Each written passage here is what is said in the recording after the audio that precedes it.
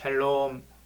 우리 주 예수 그리스도 안에서 문안합니다. 오늘은 8월 5일 수요일 아침입니다. 오늘 하나님께서 우리에게 주시는 말씀은 로마서 7장 4절 말씀입니다. 그러므로 내 형제들아 너희도 그리스도의 몸으로 말미암아 율법에 대하여 죽임을 당하였으니 이는 다르니 곧 죽은 자 가운데서 살아나신 이에게 가서 우리가 하나님을 위하여 열매를 맺게 하려 함이라. 아멘. 오늘 우리가 읽은 말씀에 보면 바울은 예수 그리스도를 믿은 그리스도인들이 예수 그리스도의 몸과 함께 율법에 대해서 죽었다라고 그렇게 선포합니다. 우리가 죄에 대해서 죽었다라는 말은 좀 우리에게 좀 쉽게 다가오는 것 같은데 율법에 대해서 죽었다라고 하면 이게 도대체 무슨 의미인가 하는 생각이 들기도 합니다. 바울이 율법에 대해서 죽었다라고 할 때 가장 중요한 포인트가 있다면 율법을 행함으로써 나의 의를 가지고 하나님께 구원받으려고 하는 그 노력이 헛되다라는 것을 말하려고 하는 데 있습니다. 오직 구원은 예수 그리스도를 믿음으로써 하나님께서 우리에게 주신 은혜로 생긴 그 믿음을 가지고 예수 그리스도를 믿음으로써 오직 은혜로 우리에게 주어지는 것을 바울이 말하기 위해서 율법으로부터 그리스도인들이 죽었다라고 선포하고 있는 것입니다. 사실 율법에 대해서 죽었다라는 그 주장을 처음으로 한 이가 사도 바울입니다. 사도 바울은 왜 그렇게 율법에 대해서 죽은 것을 강조할 수밖에 없었을까요? 바울은 율법에 대해서 그리스도인들이 죽었다라고 강조함으로써 유대 그리스도인들 자신의 반대하는 자들에게서 당신은 율법과 죄를 지금 동일시하고 있는 것이 아닙니까? 라는 비판을 받기도 했습니다. 그런 비판을 받으면서까지 바울은 왜 그리스도인들이 율법에 대해서 죽었다라고 그렇게 분명하게 선포할 수밖에 없었을까요? 우리가 쉽게 이해할 수 있는 예를 한 가지 든다면 유대 그리스도인들이 이방인 그리스도인들에게 예수 그리스도를 믿고 구원받은 이방인 그리스도인들에게 너희들도 할례를 받아야 돼. 너희를 완전히 구원받으려면 할례를 받아야 돼 라고 그렇게 주장했습니다. 이에 대해서 바울은 갈라디아서에서 그것은 예수 그리스도의 십자가의 죽음을 헛되게 하는 거야 라고 그렇게 강하게 비판했었습니다. 여러분, 이런 실질적인 삶의 문제들, 부딪히는 그런 문제들 속에서 바울은 율법에 대해서 그리스도인들은 죽었다라고 강하게 주장할 수밖에 없었던 것이죠. 그리고 또 우리가 이것을 좀 더 잘 이해하려면 바울 사도의 삶을 이해할 필요가 있다고 생각합니다.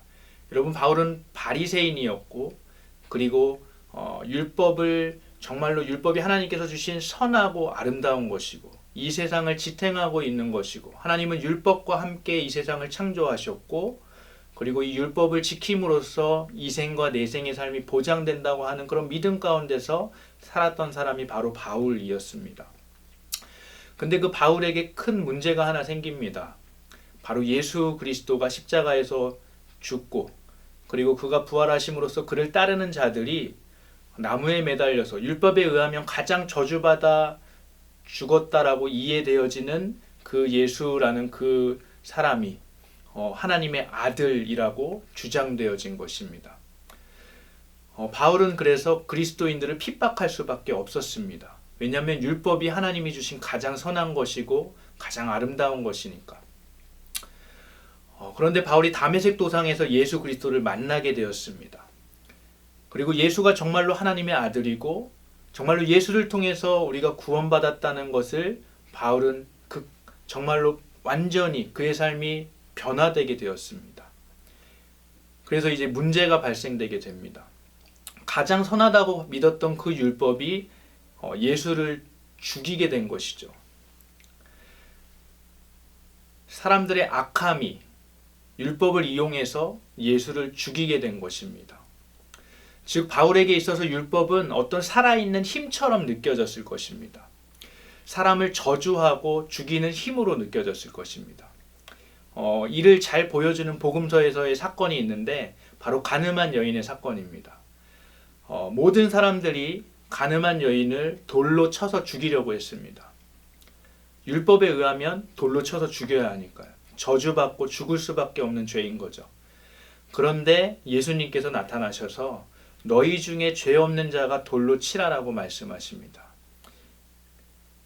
결국 모든 사람들이 다 떠나가게 되고 그 율법에 의해 저주받아 죽을 수밖에 없던 그 죄인인 그 가늠한 여인이 예수 그리스도로 인해서 새로운 생명을 얻게 됩니다. 여러분, 이것이 저와 여러분에게 일어난 일입니다. 사람 안에 있는 죄가 율법을 이용해서, 가장 하나님께서 주신 그 선한 율법을 이용해서 사람을 저주하고 죽이는 데 이용하게 되는 것이죠. 우리가 그리스도인들이 율법에 대해서 그리스도의 몸과 함께 죽었다라고 하는 것은 이제는 그 율법을 따라 살아가서 구원받으려고 하는, 자기 의를 통해서 구원받으려고 하는 그 삶에서 벗어났음을 의미함과 동시에 그 율법을 이용해서 다른 사람들을 저주하고 죽이려고 하는 우리들의 탐심과 자기애에서도 벗어났음을 의미하는 것입니다.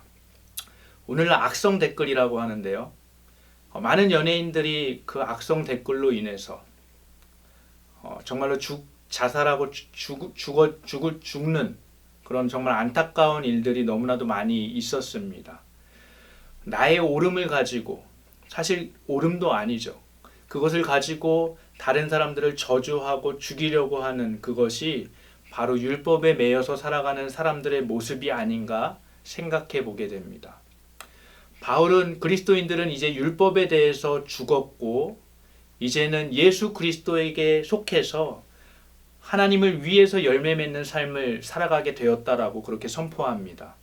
오늘 저와 여러분은 이제 예수 그리스도께 속해서 하나님께 열매 맺는 삶을 살아가는 그리스도인들이 되었습니다. 바울이 말한 하나님께 열매 맺는 삶, 나를 위해서 자기 애를 가지고 살아가는 삶이 아니라 하나님께 열매 맺는 삶은 성령의 소욕을 쫓아 살아가는 삶입니다. 이것은 갈라디아서에서 나오는데, 갈라디아서 5장에서 나오듯 바로 성령의 9가지 열매를 맺는 삶이라고 할 수 있습니다. 오늘 하루 저와 여러분들이 율법의 매인 삶에서 완전히 해방되어서 다른 사람들을 저주하고 죽이는 삶이 아니라, 나의 의를 가지고 살아가려고 하는 삶이 아니라 정말로 예수 그리스도께 속해서 성령의 열매를 맺어가는, 9가지 열매를 맺어가는 아름다운 삶을 살아가시기를 주님의 이름으로 축복합니다. 함께 기도하시겠습니다. 사랑의 하나님, 감사합니다. 율법에 매여서 저주와 죽음 가운데 있었던 저희들을 예수 그리스도 안에서 구원하여 주시고 이제는 예수님께 속해서 하나님을 위해서 성령의 열매 맺는 삶을 살아가게 하여 주시니 감사합니다. 오늘 우리들의 삶이 율법에 매여 사는 삶이 아니라 정말로 성령의 소욕을 쫓아 살아가는 삶이 되어질 수 있도록 주님 축복하여 주옵소서. 감사드리며 예수님의 이름으로 기도합니다. 아멘.